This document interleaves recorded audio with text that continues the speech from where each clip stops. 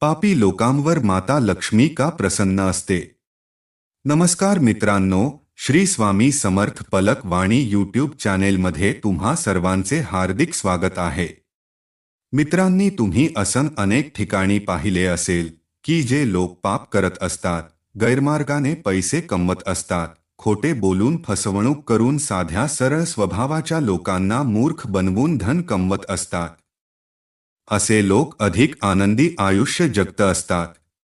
जे लोक लूट करून, बेईमानी करून आणि खरी गोष्ट सांगून खोटी गोष्ट विकतात आणि अशा मार्गाने जे लोक पैसे कमवतात, असे लोक इमानदार लोकांच्या तुलनेत अधिक सुखी दिसत असतात. असं का? जे लोक धन कमवण्यासाठी फसवणूक आणि हिंसेचा आधार घेतात, अशी लोक दिवसे गणित अधिकाधिक प्रगती का करत असतात?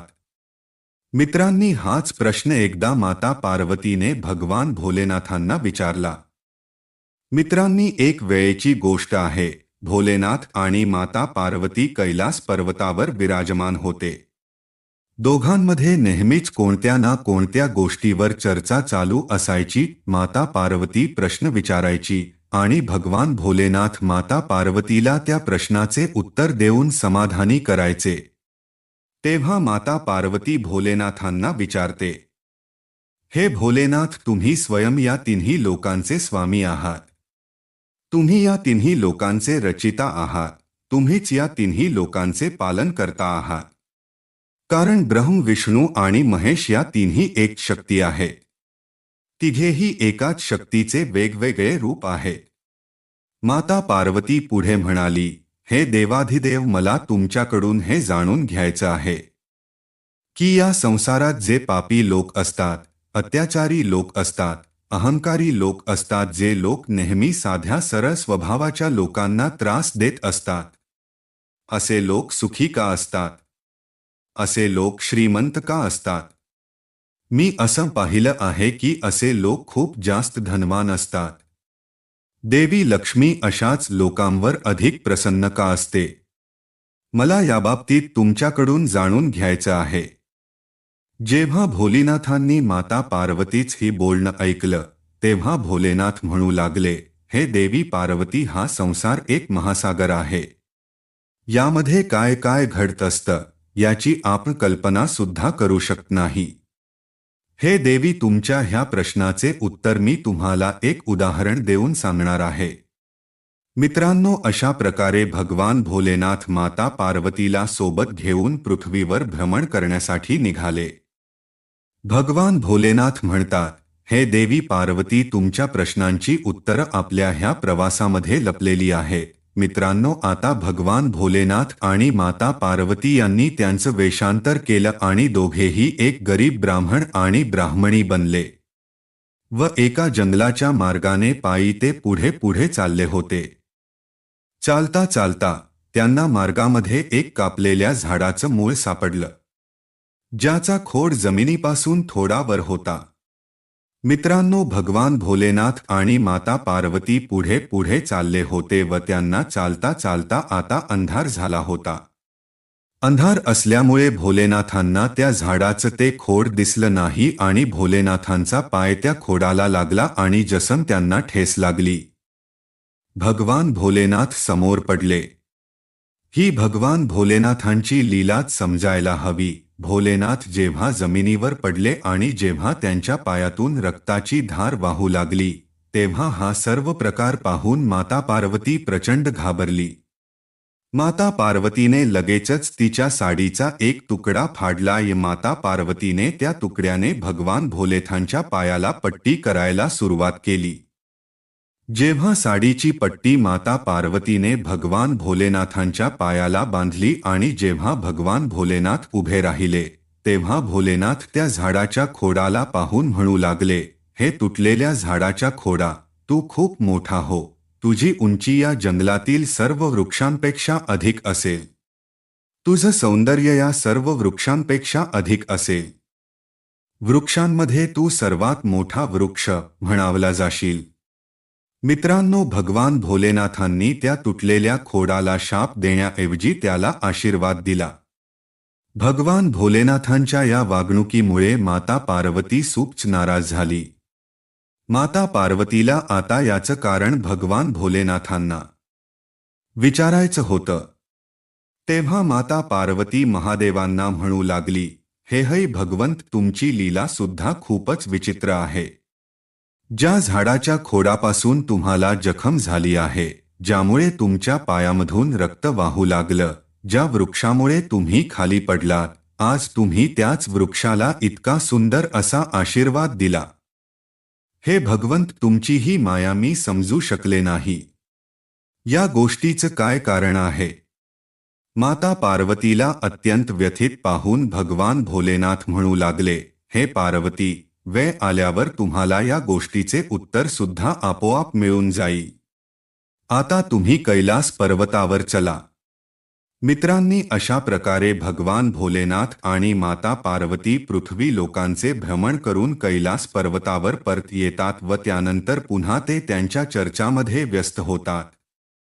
परंतु माता पार्वतीच्या मनामध्ये तिच्या प्रश्नाचे उत्तर मिळाल्यामुळे व्याकुळता निर्माण होत होती. मातेला हे समजत नव्हतं की देवाने असं का केलं. मातेच्या डोक्यामध्ये फक्त हाच प्रश्न उत्पन्न होत होता.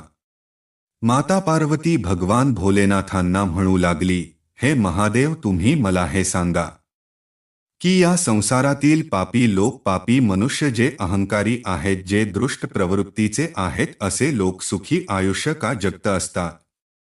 दृष्ट लोक का जास्त समृद्ध असतात? तेव्हा भगवान भोलेनाथ पुन्हा म्हणाले, हे पार्वती, तुम्हाला तुमच्या ह्या प्रश्नाचे उत्तर वेळ आल्यावर नक्कीच मिळेल. तुम्ही ती वेळ येण्याची वाट पहा. मित्रांनी, त्याच वेळेला काय होतं, जे झाड होत, ज्या झाडाला भगवान भोलेनाथांनी खूप चांगले चांगले आशीर्वाद दिले होते, आता तो झाड खूप मोठा झाला होता. त्या तुटलेल्या खोडामधून एक अंकुर फुटला व त्यापासून एक मोठा विशाल असा झाड तयार झाला. ती वृक्ष आता खूप मोठा झाला होता आणि त्या जंगलामध्ये जेवढे वृक्ष होते त्या वृक्षांपेक्षा सर्वात उंच ती वृक्ष झाला होता. हळूहळू तो वृक्षाला मोठमोठ्या फांद्या आल्या आणि तो घनदाट बनला.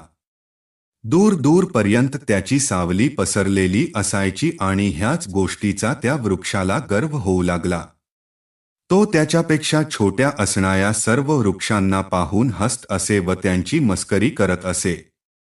आता त्या वृक्षाच्या घमंडाला सीमा राहिली नव्हती. तो कुठल्याही वृक्षासोबत मिळून बसून राहत नसे आणि स्वतः समीर दुसऱ्याला तो नेहमी कमी समजत असे.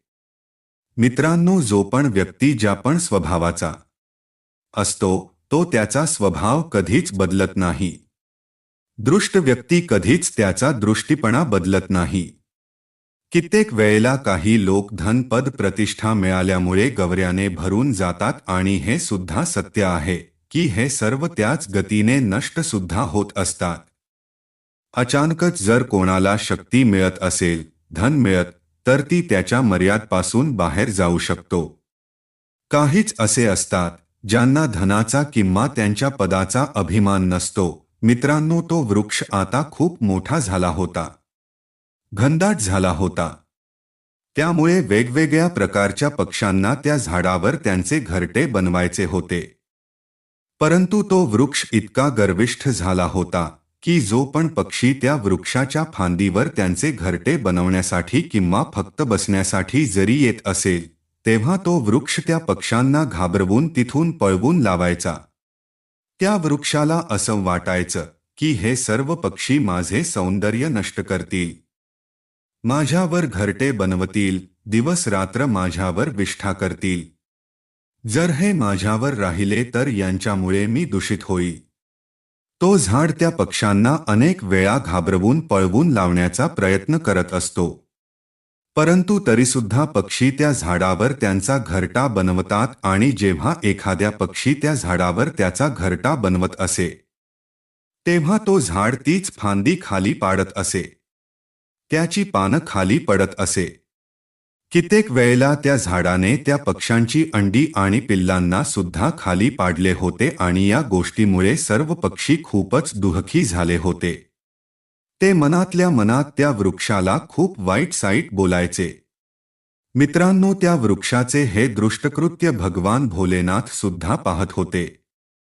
हळूहळू वसंत ऋतू येतो आणि त्या वृक्षाला पुन्हा एकदा नवीन पानं आणि फांद्या येऊ लागतात. आपल्या सर्वांना हे माहीत आहे की वसंत ऋतूमध्ये वृक्ष किती सुंदर दिसत असतात. त्यामुळेच स्वतःला पाहून त्या वृक्षाचा गर्व 7व्या आसमानात गेला होता. कारण पूर्ण वनामध्ये त्या वृक्षापेक्षा सुंदर दुसरा कोणताही वृक्ष नव्हता.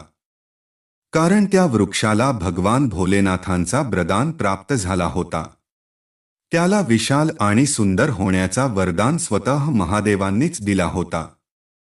मित्रांनो, एका दिवसाची गोष्ट आहे. खूपच जोरात वादळ वारा येतो. त्या वाऱ्याचा वेग इतका जास्त होता की त्या जंगलातील सर्व वृक्ष अत्यंत भयभीत होऊ लागले. परंतु तो सुंदर वृक्ष ज्याला भगवान भोलेनाथांनी आशीर्वाद दिला होता, तो त्याच्या गर्वामध्ये होता. तो हसत होता. त्याच्यापेक्षा छोटे जेवढे वृक्ष होते ते सर्वजण मिळून मिसळून एकत्र राहत होते आणि तो वृक्ष त्या जंगलामध्ये एकटा उभा होता. त्याला त्याच्या विशाल असण्यावर खूप घमंड होता. परंतु आज त्याचे हे विशाल स्वरूप आज त्याच्यासाठी एक मोठे संकट घेऊन आले होते. त्या भयानक अशा वादळामध्ये तो वृक्ष स्वतःला वाचवण्यासाठी असमर्थ ठरला आणि त्या वादळामध्ये त्या वृक्षाला मुळापासून खाली पडलं आणि कमीत कमी 50 ते 100 क्विंटल माती त्या मुळांसोबत जमिनीतून वर आली. मित्रांनो, तो वृक्ष जमिनीला 5 फुटापर्यंत खोल खड्डा बनवून जमिनीवरून खाली पडला. आज त्याचं मोठं असणं त्याच्यासाठी एक मोठा शाप ठरला होता. वृक्ष आता जमिनीवर पडला होता. मित्रांनो, त्याच मार्गावरून भगवान भोलेनाथ आणि माता पार्वती पृथ्वीचा भ्रमण करण्यासाठी निघतात. माता पार्वतीला भगवान भोलेनाथांकडून त्यांच्या प्रश्नाचं उत्तर जाणून घ्यायचं होतं आणि म्हणूनच माता पार्वती भगवान भोलेनाथांना म्हणाली, हे भगवंत, मला हेच समजत नाही की तुम्ही माझ्या प्रश्नाचे उत्तर कधी देणार आहात. तेव्हा भगवान भोलेनाथ म्हणू लागले, हे पार्वती, आज आपण या पृथ्वी लोकांचे भ्रमण करण्यासाठी जाऊया. मित्रांनी, त्यानंतर बोलत बोलत भगवान भोलेनाथ आणि माता पार्वती जंगलाच्या मार्गाने पृथ्वीचे भ्रमण करण्यासाठी निघाले. ज्या रस्त्यामध्ये तो विशाल वृक्ष मुळांसकट खाली पडला होता, तिथेच भगवान भोलेनाथ आणि माता पार्वती येतात. जेव्हा त्या वृक्षाला खाली पडलेलं माता पार्वतीने पाहिलं, तेव्हा माता पार्वती भगवान भोलेनाथांना म्हणू लागली, हे देवाधिदेव, तुमची लीला खूपच विचित्र आहे. बघा, हा किती सुंदर वृक्ष आहे. किती विशाल वृक्ष आहे. या जंगलामध्ये याच्यासारखा एकही वृक्ष नाही. हा वृक्ष सर्वात मोठा आहे, सर्वात सुंदर आहे. त्याची सावली किती सुंदर असेल, किती शीतल असेल. परंतु वादळाने ह्याच्या सोबत खूप वाईट केलं. हे भगवंत, तुम्ही पाहताय ना, या वृक्षाला या वादळाने मुळांसकट खाली पडले आहे. या गोष्टीचं कारण काय आहे? हे प्रभू, या सुंदर वृक्षाला तुम्ही इतका अल्पायू का बनवलं? तुम्ही ह्याचं नाश का केलं? तेव्हा भगवान भोलेनाथ माता पार्वतीला म्हणू लागले, हे पार्वती, तुम्ही सुद्धा खूपच भोळ्या स्वभावाच्या आहात. तुम्ही जरा लक्ष देऊन पहा. हा तोच झाड आहे ज्या झाडाच्या खोडाला ठेस लागून मी खाली पडलो होतो आणि माझ्या पायातून रक्त वाहत होतं. मी जमिनीवर पडलो होतो. हा तोच वृक्ष आहे. परंतु हे पार्वती, मी त्या वेळेला ह्या वृक्षाला वरदान दिला होता. तुम्हाला ती वरदान आठवतोय का? तेव्हा माता पार्वती म्हणाली, हो प्रभू, मला हे खूप चांगल्या प्रकारे लक्षात आहे. तुम्ही या वृक्षाला विशाल होण्याचं वरदान दिलं होतं. महादेव म्हणतात, हे पार्वती, जर त्या वेळेला मी ह्या खोडाला काढण्याचा प्रयत्न केला असता तर माहीत नाही मला किती परिश्रम करावे लागले असते. परंतु तरीसुद्धा मी या वृक्षाला मुळांसकट बाहेर काढू शकलो नसती. या वृक्षाला मुळांसकट बाहेर काढण्यासाठी मला अत्यंत कठोर परिश्रम करावा लागला असता आणि तेव्हा कुठे मी ह्या खोडाला बाहेर काढू शकलो असतो. हा झाड खूपच अत्याचारी आणि अहंकारी होता आणि म्हणूनच याचा नाश करणं माझ्यासाठी अत्यंत गरजेचं झालं होतं. हे पार्वती, आणि म्हणूनच मी या वृक्षाला विशाल होण्याचा वरदान दिला होता. म्हणूनच मी या वृक्षाला म्हणालो होतो की या जंगलामध्ये तू सर्वात मोठा बनशील. हे देवी, तुम्ही पाहताय ना, हा वृक्ष मोठा झाला आणि जंगलातील इतर सर्व वृक्षांपेक्षा हा खूप मोठा झाला आणि त्याच्या याच अहंकारामुळे त्याला या स्थितीमध्ये पोहोचवले आहे. हा जंगलातील सर्व वृक्षांपेक्षा स्वतःला श्रेष्ठ समजू लागला होता. ती कुठल्याही पक्षाला त्याच्यावर घरटे बनवू देत नव्हता. जर एखादा वाटसरू त्याच्या सावलीमध्ये बसण्यासाठी येत असेल तर हा त्याची पानं खाली गाळत असे. अशा प्रकारे हा वृक्ष खूप जास्त अहंकारी होता आणि खूप पापी होता. ह्याने त्याच्या आयुष्यामध्ये कुठलंही चांगलं कर्म केलं नाही. आणि लक्षात ठेवा, जी लोक फक्त नावाने मोठी असतात, ज्यांच्याकडून कोणालाही कोणताही सुख प्राप्त होत नाही, त्यांचे जीवन लोहाराच्या त्या पंख्यासारखं होतं, जो श्वास तर घेतो परंतु त्याच्यामध्ये कोणताही जीव नसतो.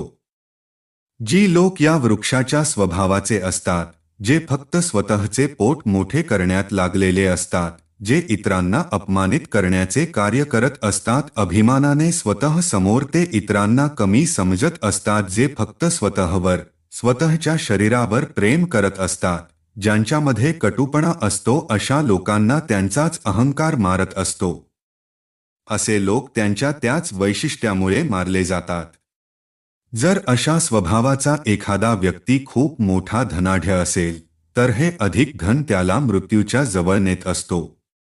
माता लक्ष्मी सुद्धा अशा लोकांजवळ अधिक वेळ ह्यासाठी असते जेणेकरून ती त्यांचा सर्वनाश करू शकेल. तुम्ही हे पाहिले असेल की अधिक पैसा असल्यामुळे मनुष्यामध्ये अनेक दुर्गुण येतात. एक मुंगी जेव्हा मरणार असते तेव्हा तिच्या शरीरावर पंख उगवतात. जमिनीवर सरपटणारी मुंगी सुद्धा आकाशामध्ये उडू शकते आणि तेच तिचं उडणं तिला विनाशाच्या दिशेने घेऊ जात असतं. असं म्हणतात की मोठं होणं सोपं आहे, परंतु मोठेपणाने जगणं खूप कठीण आहे. भगवान भोलेनाथ म्हणाले, हे देवी, हा वृक्ष जेव्हा एका छोट्या खोडाच्या स्वरूपात होता तेव्हा सुद्धा त्याच्यामध्ये मगरुरी होती. मला पाहून सुद्धा हा नतमस्तक झाला नाही. जे छोट्या विचारांचे लोक असतात, असे लोक मोठे झाल्यानंतर त्यांच्यामध्ये अशाच प्रकारचा अहंकार निर्माण होतो. असे लोक त्यांच्यापेक्षा मोठ्या माणसांचा आदर सन्मान करायला विसरतात. अशा लोकांमध्ये नम्रतेची भावना राहत नाही. आणि लक्षात ठेवा, जो नतमस्तक होत नाही तो कोणालाही नतमस्तक करू शकत नाही. अहंकाराने जो जगत असती ती फक्त थोड्या वेळासाठी जगू शकतो. याबाबतीत मी तुम्हाला आणखी एक उदाहरण देतो. ज्या प्रकारे तोंडाच्या आत जीभ आणि दात असतात, जेव्हा मनुष्य जन्माला येतो जीभ तेव्हा सुद्धा असते आणि जेव्हा मरतो तेव्हा सुद्धा असते. परंतु दात हे जन्माला आल्यानंतर खूप दिवसानंतर येतात आणि मृत्यूच्या खूप आधी निघून सुद्धा जातात. दोघांमध्ये अंतर इतकाच आहे की जिभेच्या मध्ये नम्रतेची भावना असते, तिला नतमस्तक व्हायचं माहीत आहे आणि म्हणूनच ती दीर्घकालीन असते. आणि दातांमध्ये अहंकार असतो आणि म्हणूनच ते उशिरा येऊन सुद्धा लवकर निघून जातात. अशाच प्रकारे ज्या लोकांमध्ये अहंकार असतो त्यांचे जीवन सुद्धा लवकरच नष्ट होऊन जातं. भगवान भोलेनाथ म्हणतात, हे देवी, त्या खोडाला मुळापासून काढण्यासाठी मला थोडे सुद्धा कष्ट घ्यावे लागले नाही. मोठा झाल्यानंतर हा झाड स्वतःहूनच खाली पडला आहे. अशाच प्रकारे जे दुष्ट स्वभावाचे व्यक्ती असतात ते अल्प वेळेसाठी श्रीमंत बनतात, थोड्या काळासाठी असे लोक आनंदी बनतात आणि धनाढ्य बनतात. परंतु ज्या वेळेला मी त्यांना धर्माच्या मार्गावर चालण्याची संधी देतो, जर त्या वेळेला ते सुधारले नाही, त्यांच्यामध्ये सुधारणा झाली नाही, तर हे देवी पार्वती, ज्या प्रकारे या वृक्षाची अवस्था झाली आहे त्याच प्रकारे मी त्या पापी लोकांची सुद्धा अवस्था करत असतो. प्रिय मित्रांनो, माता पार्वतीला आता भगवान भोलेनाथांनी सांगितलेलं अगदी योग्य प्रकारे समजलं. माता पार्वती म्हणू लागली, हे भगवंत, तुम्ही तिन्ही लोकांचे स्वामी आहात. तुम्ही धन्य आहात. तुमची माया धन्य आहे. मी तर तुमच्या या मायेला समजू शकले नाही. तर मित्रांनो, भगवान भोलेनाथांनी माता पार्वतीला सांगितले कशा प्रकारे पापी मनुष्य शेवटी सर्वनाशाला प्राप्त होतो. रावणाबद्दल सुद्धा तुम्ही ऐकलं असेल. रावण हा खूप मोठा योद्धा होता, विश्वविजेता होता. त्याने तिन्ही लोकांवर विजय मिळवला होता. परंतु रावण अधिक काळासाठी जिवंत राहू शकला नाही आणि एके दिवशी तो सुद्धा मृत्यूला प्राप्त झाला. असे म्हणतात की त्या रावणाच्या कुळामध्ये मंदोदरी शिवाय दुसऱ्या कोणीही रडायला उरला नव्हता.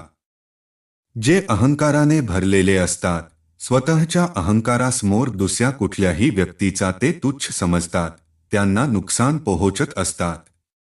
एखाद्याचं मन दुखवत असतात किंवा कोणाचे काही नुकसान करतात. जे अत्याचार करतात, पाप कर्म करण्यापासून अजिबात घाबरत नाहीत. स्वतःचे काम करण्यासाठी इतरांचे नुकसान करत असतात, असे लोक त्याच मानवांच्या श्रेणीमध्ये येतात. असे लोक काही वेळासाठी आनंदी तर राहू शकतात, परंतु दीर्घकाळासाठी असे लोक सुखी राहू शकत नाही. ज्या प्रकारे या वृक्षाचा नाश झाला, ज्या प्रकारे मुळासकट हा वृक्ष जमिनीवर खाली पडला आहे, कोणालाही ह्याचा नाश करण्यासाठी हात लावावा लागला नाही. ठीक त्याच प्रकारे त्या पापी मनुष्यांचा सुद्धा नाश होत असतो. भगवान भोलेनाथ म्हणू लागले, हे देवी पार्वती, जे देवाचे भक्त असतात, जे धर्माचे पालन करणारे असतात आणि धार्मिक नियमानुसार त्यांचा जीवन जगत असतात, जे कोणालाही दुःख देत नाहीत, दुसऱ्याच्या दुःखामुळे दुःखी होत असतात, त्या मनुष्यांची, त्या प्राण्यांची मी सदैव काळजी घेत असती. ज्या प्रकारे या जंगलामध्ये अन्य वृक्ष आहेत, जे मिळून मिसळून राहत असतात, अशा वृक्षांचे वादळ काहीच नुकसान करू शकत नाही. दर्शक मित्रांनो, भगवान भोलेनाथांचे हे बोलणं ऐकल्यानंतर माता पार्वती खूपच प्रसन्न होते आणि माता पार्वती भगवान शंकरांना म्हणू लागली, हे भोलेनाथ, आता मला हे खूप चांगल्या प्रकारे समजले आहे की पापी लोकांच्या घरी माता लक्ष्मी का राहत असते. तुमच्या मायेवर कोणीही मात करू शकत नाही. मित्रांनो, अशा प्रकारे माता पार्वतीच्या प्रश्नाचे उत्तर दिल्यानंतर भगवान भोलेनाथ कैलास पर्वतावर परत जातात. मित्रांनो, तुम्हाला या व्हिडिओमध्ये सांगितलेले विचार पटले असतील तर लाईक करायला विसरू नका. कमेंटमध्ये जय भोलेनाथ टाईप करा आणि जर तुम्ही अजूनही यूट्यूब चॅनलला सबस्क्राईब केलं नसेल तर आत्ताच सबस्क्राईब करा. व्हिडिओमध्ये जर मी काही चुकीचे बोलले असेल तर क्षमा असावी. भेटूया पुढच्या अशाच एका नवीन व्हिडिओमध्ये एका नवीन चर्चेसह. तुम्हा सर्वांचे मनःपूर्वक आभार. श्री स्वामी समर्थ. जय श्री राम. जय श्री हनुमान. जय श्री कृष्ण.